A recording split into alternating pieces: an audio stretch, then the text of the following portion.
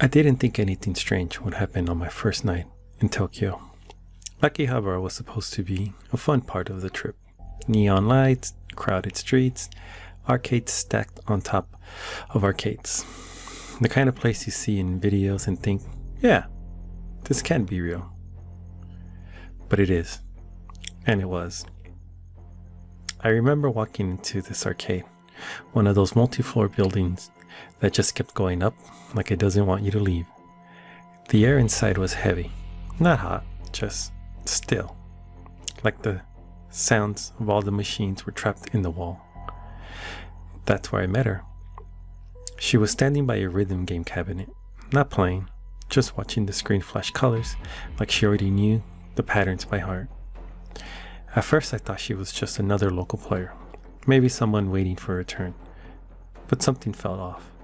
She didn't blink much, not in a normal way, more like she was trying not to miss anything the machine was doing.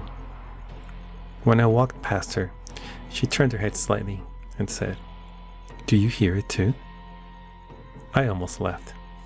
I thought she meant the music, but the sound in that moment wasn't just music anymore. It had layers, like something under it, a faint second rhythm that didn't match the game. I asked her what she meant, and she finally looked at me directly.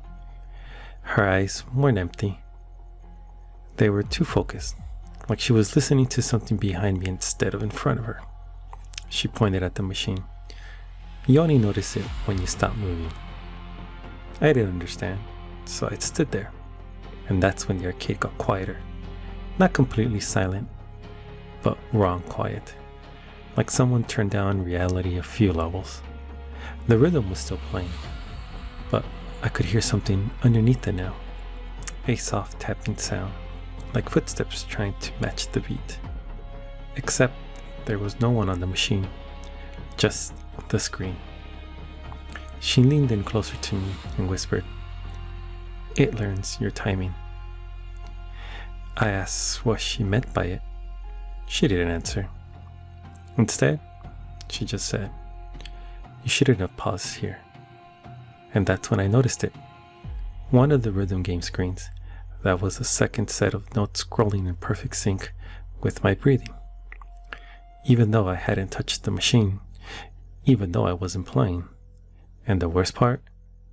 The patterns on the screen started slowing down, like it was waiting for me to decide whether I was going to move again.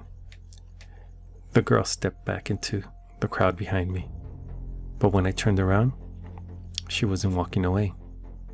She was already gone, like she had never been there at all, except for one thing.